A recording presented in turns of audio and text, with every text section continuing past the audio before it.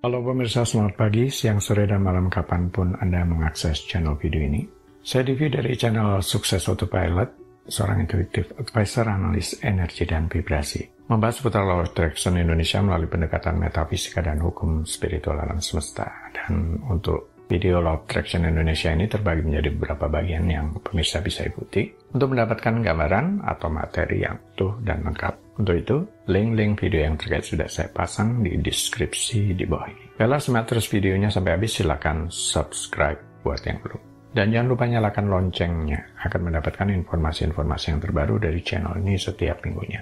Pemirsa, kali ini kita akan membahas uang bukan dikejar, karena uang itu biasanya, kertas uang yang Anda pegang adalah perwakilan dari getaran dan energi. Sudah pasti segala sesuatu adalah getaran yang berbeda dalam hal kecepatan dan frekuensinya. Dari tingkat kasar, padat, sampai yang halus. Artinya uang juga getaran dan energi.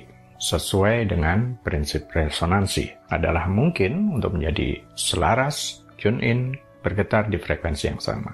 Memang tidak langsung kepada uangnya sebagai objek, tetapi kepada energi atau perasaan yang bisa mewakili uang yang banyak, seperti perasaan bebas, berlimpah, dan semacamnya. Tidak harus berusaha percaya bahwa uang ada di mana-mana, karena itu fakta yang hanya tinggal disadari. Uang beredar dan bersirkulasi melalui aktivitas pertukaran di sekitar kita. Cuma tidak lantas dengan hanya membelokkan aliran uang ini, serta-merta membuat uang masuk dengan deras ke rekening kita. Karena tetap membutuhkan syarat dan ketentuan berlaku yang wajib dipenuhi.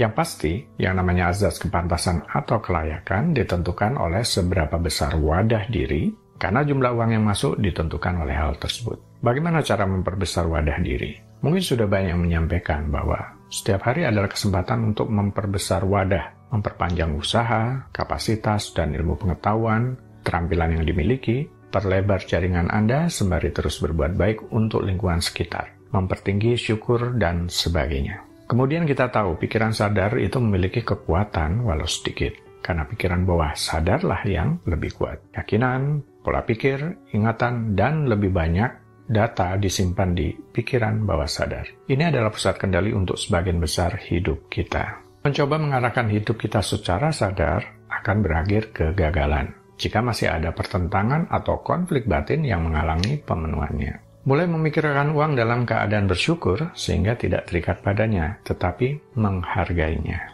Selain melalui perubahan pola pikir, cara lain untuk menarik lebih banyak uang adalah dengan berbagi, memberi. Tapi ini pun harus dipahami secara tepat. Harus waspada atas perasaan sendiri saat memberi. Kalau tidak, ini akan sia-sia dan bisa juga tidak tepat sasaran. Yang ingin dibangun melalui kebiasaan memberi adalah mengirim sinyal ke pikiran bahwa Anda cukup kaya, berlimpah untuk berbagi, untuk memperkuat rasa berkelimpahan dalam diri. Mengenai itu, akan kembali lagi secara berlipat ganda kepadamu dalam berbagai cara, itu sudah hukum alam, jadi tidak usah terlalu dipersoalkan. Anda menunjukkan kepada dunia, Anda memiliki lebih dari cukup, dan Anda memiliki keyakinan akan ada uang lagi yang datang dari segala arah. Selain kebiasaan memberi disertai keyakinan yang tepat, bisa mempermudah sirkulasi uang. Hal lain adalah passion. Walau mengikuti passion tidak menjamin kesuksesan langsung, karena hanya dengan bertemunya passion, kemampuan, dan peluang, baru itu bisa menghasilkan uang. Kemudian, harga diri seseorang ternyata ada korelasinya dengan kekayaan bersihnya. Kesadaran akan kelimpahan membuat seseorang belajar menghargai orang dan benda, termasuk uang. Saat Anda meningkatkan harga diri,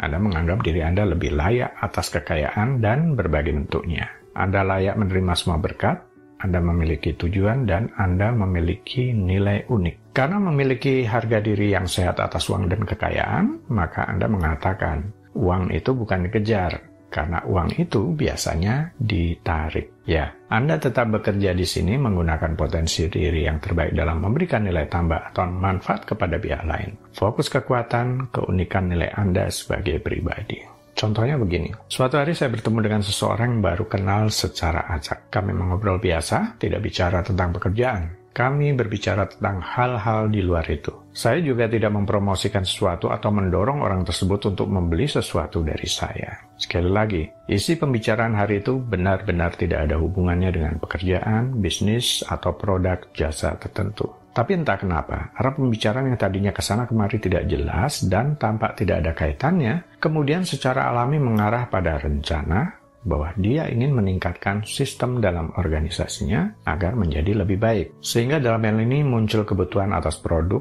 dan jasa tertentu. Disinilah kemudian saya masuk melakukan penawaran. Perkenalan yang terjadi secara acak, tidak terduga, kemudian berujung kepada terjadinya suatu transaksi. Jadi dengan mudah, alami, mengalir begitu saja. Jadi menarik uang itu tidak selalu Anda dalam kondisi pasif, diam saja, lalu kemudian tiba-tiba ada seseorang yang mentransfer ke rekening Anda sejumlah tertentu uang. Kondisinya tidak seperti mengajar atau sangat menginginkannya, sebaliknya melakukan sesuatu dan itu terasa alami, mudah, mengalir, seperti tidak bekerja, dan uang sebagai dampak atau hadiahnya. Tidak heran, seseorang yang bekerja sebagai tenaga pemasaran dengan seseorang yang secara alami memang menyukai kegiatan pemasaran, hasilnya bisa berbeda. Uang menyukai kecepatan. Ide-ide diletakkan di udara, dan setiap orang memiliki kesempatan yang sama untuk menindaklanjutinya. Kira-kira, siapa yang tercepat merealisasikannya? Jika Anda tidak ingin menjadi seorang entrepreneur atau wirausaha, paling tidak Anda boleh mengadopsi cara berpikir seorang wirausaha, memiliki gairah, mengenali peluang, dan menghasilkan ide-ide inovatif dan kreatif. Wirausaha orang yang mencari peluang dalam dunia dan mengubahnya menjadi bisnis. Seorang wirausaha mungkin memiliki banyak bisnis, tidak hanya satu. Seringkali menjadi bos di dalamnya, bisnis mereka sendiri, dan memberikan pekerjaan kepada banyak orang lain. Jika benar-benar ingin membuat perbedaan, mulailah menarik uang ke dalam hidup Anda sekarang. Cobalah menjadi seperti seorang wirausaha, di mana ini dimulai dari pola pikir. Sebuah pola pikir mengacu pada perilaku, sikap, dan proses berpikir tertentu yang mendorong keputusan kita. Itu mencakup bagaimana kita memandang situasi, rintangan, dan kemampuan mental kita. Proses berpikir kita bisa positif, negatif, atau di antara keduanya. Pola pikir negatif dapat membutakan Anda, mengaburkan penilaian Anda dengan keraguan dan ketidakpastian. Sementara pola pikir positif membuka pikiran Anda terhadap kemungkinan suatu situasi. Ini memberi Anda pandangan yang lebih menyeluruh tentang suatu situasi, membantu Anda beradaptasi dan mendekati berbagai hal secara kreatif. Pemikiran wirausaha adalah pola pikir yang sangat positif dan tangguh. Orang dengan pola pikir ini melihat peluang baru di mana orang lain hanya melihat resiko. Mereka terus-menerus menghasilkan ide untuk memecahkan masalah sehari-hari dan tidak takut membela pandangan mereka atau mengejar ide mereka sendiri. Meskipun Anda mungkin percaya bahwa cara berpikir kritis ini hanya dimiliki oleh para profesional bisnis, siapapun dapat mengambil manfaat dari mengadopsi perspektif semacam ini. Pola pikir wirausaha tidak eksklusif untuk bisnis tingkat tinggi saja. Karakteristik ini dapat bermanfaat bagi siapa saja. Apakah Anda bekerja pada peran tingkat pemula, sedang berkarir di perusahaan besar, atau bekerja sendiri. Cara pandang ini adalah tentang pengembangan profesional dan belajar dari kesalahan, dan mengubahnya menjadi motivasi dan semangat untuk mencapai tingkat yang lebih tinggi. Baiklah pemirsa, itu bagian ke-260 dari video Law of Attraction Indonesia. Sampai di sini dulu ya. Sampai bertemu di bagian berikutnya. Silakan subscribe buat yang belum. Dan jangan lupa nyalakan loncengnya agar Anda mendapatkan informasi-informasi yang terbaru dari channel ini setiap minggunya. Sampai jumpa.